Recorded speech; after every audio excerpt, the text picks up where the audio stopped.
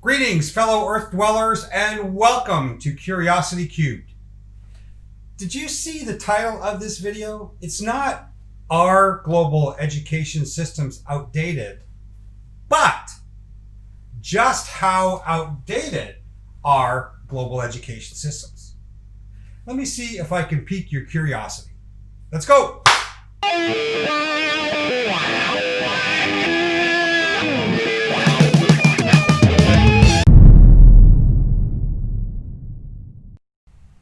To understand just how outdated ed systems are, I'm going to tell you 4 quick stories, all based pretty much on the same timeline.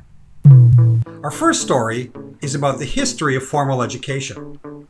We'll start way back in 450 BC with the academies of famous philosophers like Socrates, Plato, and Aristotle. All of these laid the groundwork for what is now known as classical education. Then we'll move on to the guild system of the Middle Ages, which encompassed starting in as an apprentice, then a journeyman, and then a master. It could take 20 to 30 years to become a master. You know, like the 10,000 hours concept. The interesting thing is, to actually be a master, you had to create a piece of amazing work, thus a masterpiece.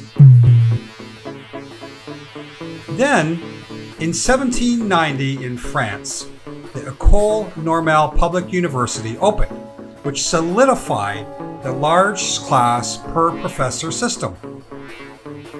Shortly after this, universities started opening around the globe. 100 years later, at least in the US, the first set of government standards based on the large class per teacher model was released in 1890. Our second story looks at the history of education technology. We're going to go way back to the Gutenberg press. Gutenberg developed his printing press in 1450. Over the next few hundred years, the printing process evolved, and printing houses started popping up all over Europe. This allowed for the mass production of textbooks, which rolled out shortly after the first universities opened up. Gee, what a coincidence.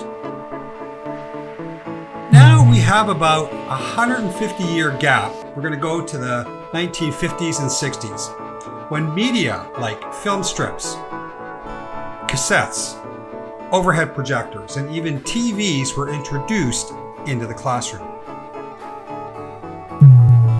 Then we move ahead to the 1970s and the idea of an LMS.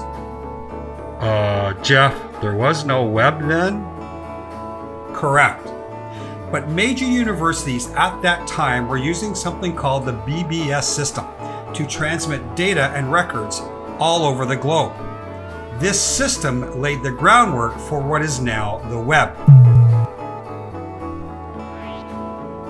In 1990, the web entered public domain, and the advent of HTML opened the door to everything that we have in access today.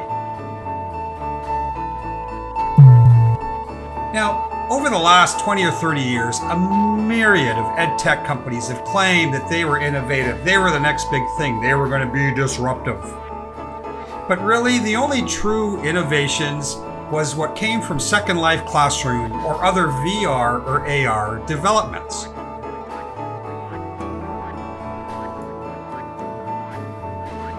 Before we move on to story 3, let's do some gap analysis.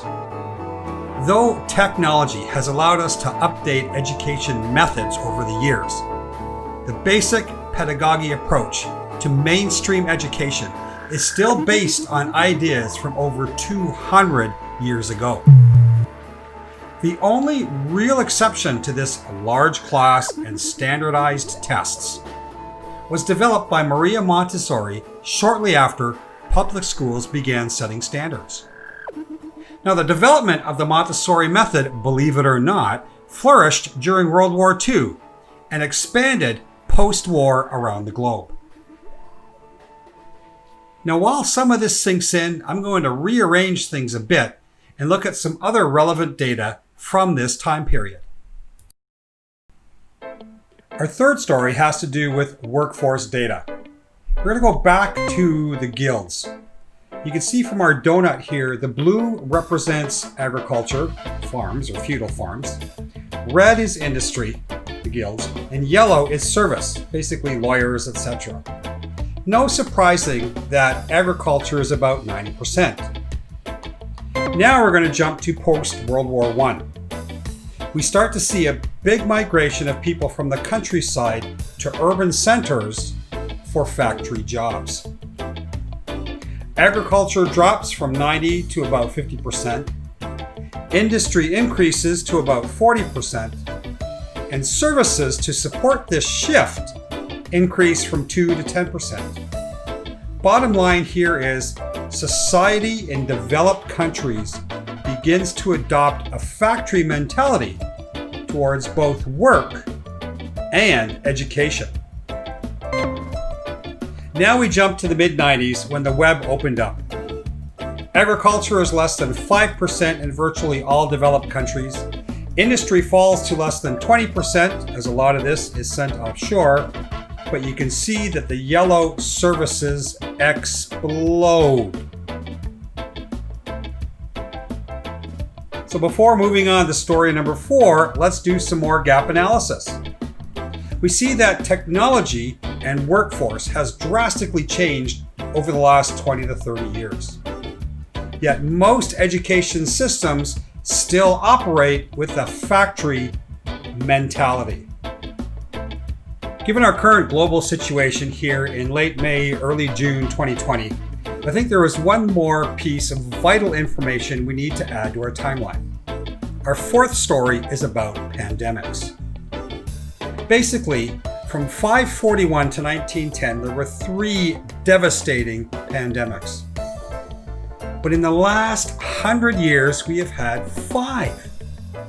As populations grow and countries develop, the time between pandemics keeps getting shorter. What we have experienced with COVID-19 in early 2020 might become the new normal situation. I'm with Dr. Fauci and believe that we have a massive second wave coming this fall, especially when we have idiot leaders are going to push students back to school before mass testing or vaccines are available. Wait, Jeff. Okay, we get it. We know it. We live it.